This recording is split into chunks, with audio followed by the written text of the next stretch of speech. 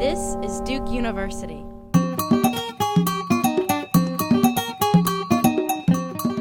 Angela Davis is one of the most fascinating and important intellectual figures of the 20th and 21st century.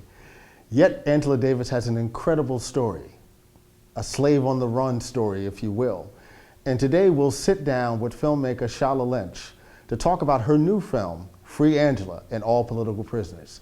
I'm Anthony Neal, and this is Left to Black. Yeah.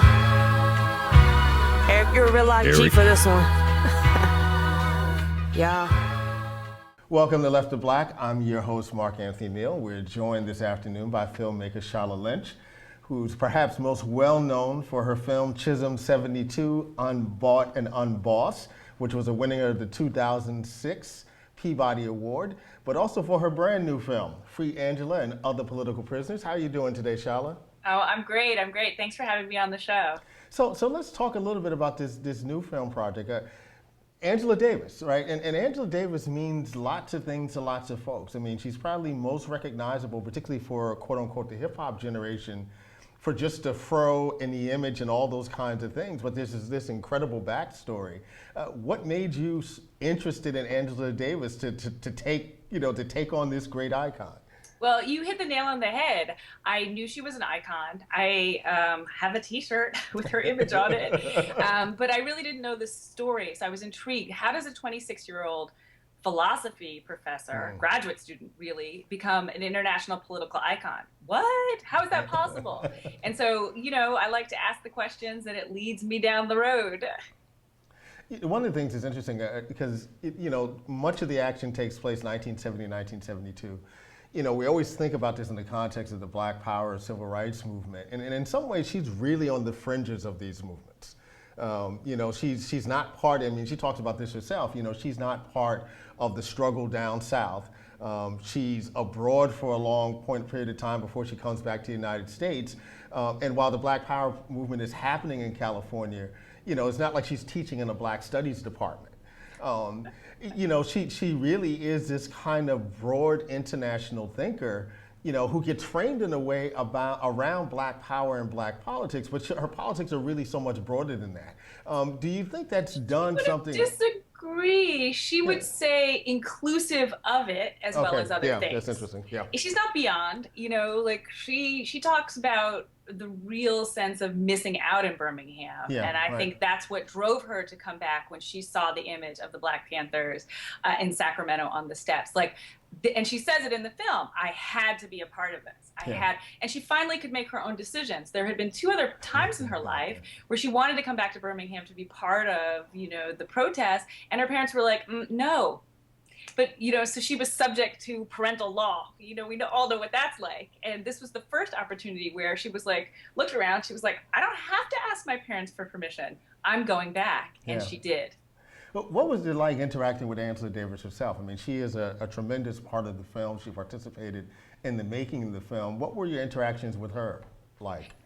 Well, it took me many, many, many months, somewhere between 10 to 12 months to talk her into participating in the film. I knew that the whole point of doing this story was to also hear her point of view, have her voice as part of it. So once I convinced her of that, and really it was my previous work, seeing the Chisholm piece that did it more than anything that I said, then it was, she's a true academic, professor, you can understand this. She gave me an opportunity. She didn't help me or hurt me beyond that point. I simply had, she consented to an interview, and in that was participating in the film. I was very clear about a direction in terms of the art and the creation and what the story would finally be, that had to be mine. I couldn't, this is not a marketing tool for her. This was my opportunity to dig deeper. And, this is my way of kind of finding new territory also within academia. There's very little written on the Panthers. There's very little written about Black power. So I have this opportunity to do one, original research, which, I'm a daughter of a history professor. I kind of get off on that. And then two, to tell a story in a way that brings in a broader audience. That's what I like about documentaries. You have to pay attention to the narrative. What is the story? How do you tell it? How do you suck people in with the music? Oh, and I hope we get to talk about the music. I hope we get stuck with the music. You're watching Left of Black. I'm your host, Mark Anthony Neal. We're joined by filmmaker Shola Lynch, talking about her new film, Free Angela and Other Political Prisoners, which opens on April the 5th in selected theaters. Talk a little bit about the differences between these two iconic women that you now have made films about. You know, in some ways, Shirley Chisholm was one of the first people, at least amongst kind of traditional Black elected officials, to shout out Angela Davis, to talk about closing ranks around her. Did you get any sense of what their relationship might have been like? They knew about each other, but I don't get the sense that they had a personal relationship or a friendship beyond kind of knowing about each other and in a way being supportive. And in fact, when I showed Angela the Chisholm film, when she finally saw it and we met, one of the things that she said is, I thought I knew that story. Oh, you know, wow. like there's a lot about Shirley Chisholm we think we know and we don't know. But the way she said it also made me realize that was the same for her own story. So I think that's the thing they have in common. They are both women. They are both Black women who don't fit into the expected norms. The questions they ask make you either angry or uncomfortable, and I'm the same in that the questions that they ask make me angry or uncomfortable, and so I wanted to know more. Like, where did they come from? How did they become who they are? And find the strength to do what they ultimately did. So I think that's the fascinating part, and that's what they have in common. Was there anything about Angela Davis's story that surprised you upon kind of doing this deeper research and talking with her and then doing the film? You know, on a personal level, usually when you have interviews and this much time for researching, you find real holes in people's stories, you know, or you find the things that they've omitted. And in this case, I didn't. I'm surprised by that. I'm surprised by her consistency and integrity about the story that she's been telling. I was surprised at how fast the government jumped in and, in a way, how they couldn't quite back it up in court. I have real questions. I wish the prosecutor was still alive. You know, I wish that there were people that I could interview that could help fill in the gaps. I wish Jonathan was still alive so I could ask him, what were you thinking? What happened? You know, but it's like doing archaeological research. You find, or my kids are into dinosaurs, so you're like a paleontologist. You find a couple of bones, and then from those bones, you kind of figure out the full picture. You always wish you had all the bones. Yeah. Is the point. You mentioned Jonathan, of course. You're talking about Jonathan Jackson, who was a teenage brother of George Jackson. One of the things that was really illuminating for me in the film, I mean, something I had never really thought about, and as I'm watching the film, I'm kind of piecing it together and going, but the relationship between Angela Davis and George Jackson. You know, which, you know, in some ways you get the sense was like really hot and bothered, you know, as well as really being, you know, both of them being really passionate about their politics. One of the things I love about the late 60s and early 70s is that there is no protocol.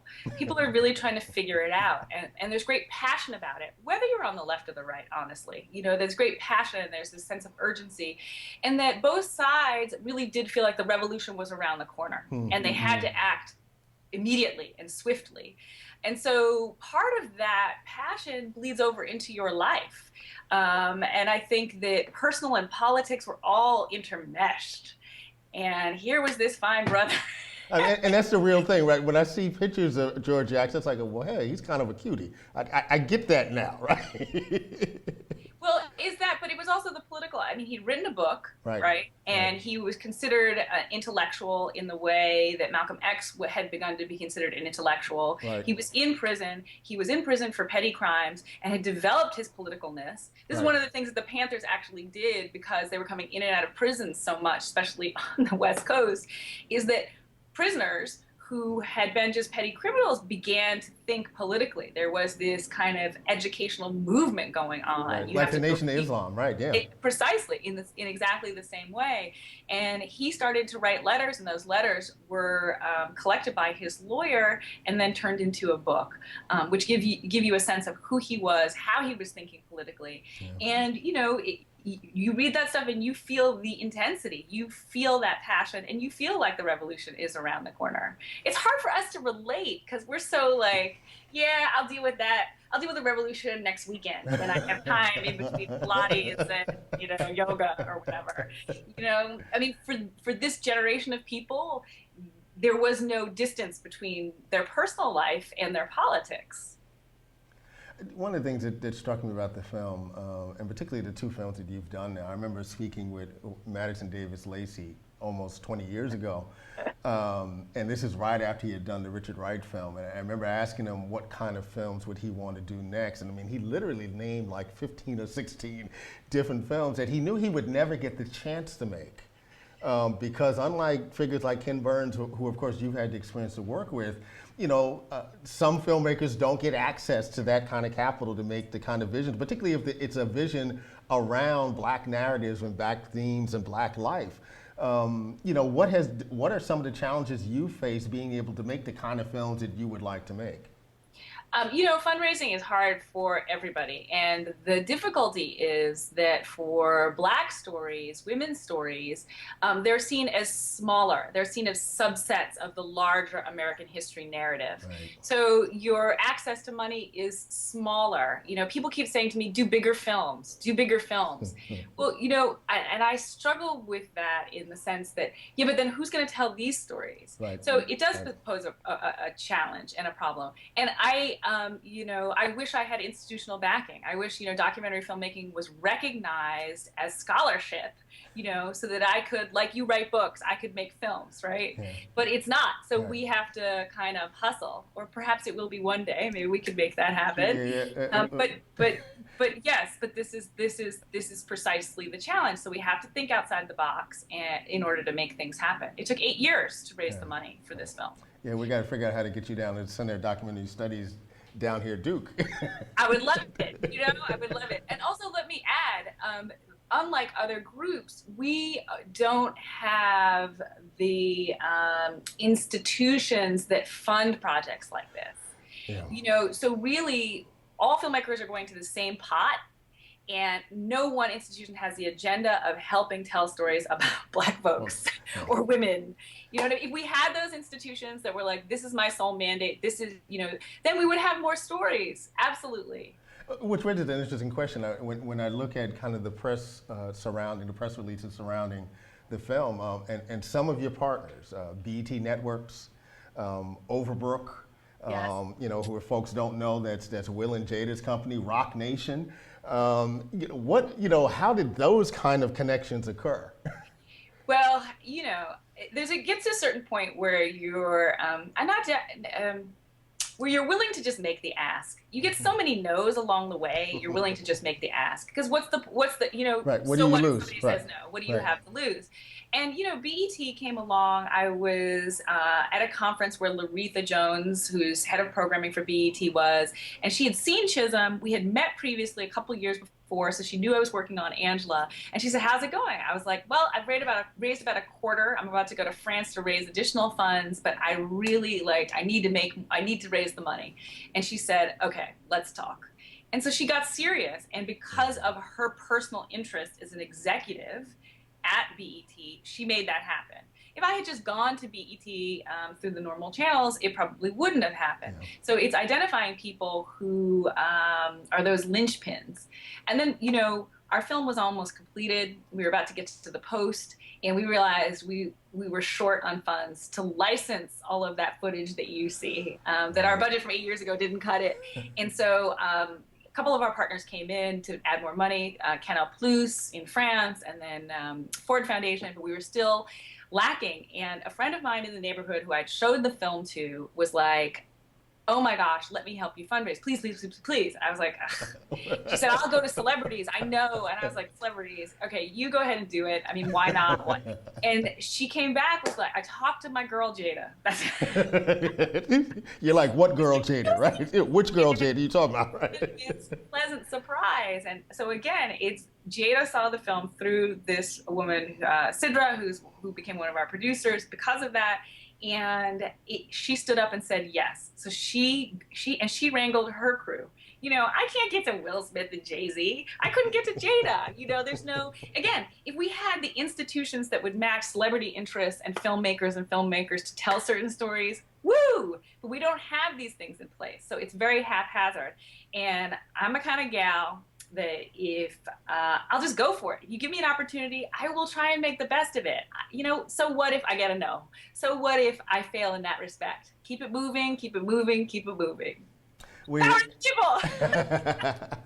We're here this afternoon with Shola Lynch, who is a writer and director of several films, including Chisholm 72, Unbought and Unbossed, which was a 2006 Peabody Award winner. Her new film, Free Angela and Other Political Prisoners, opens on April the 5th in selected cities, at selected theaters.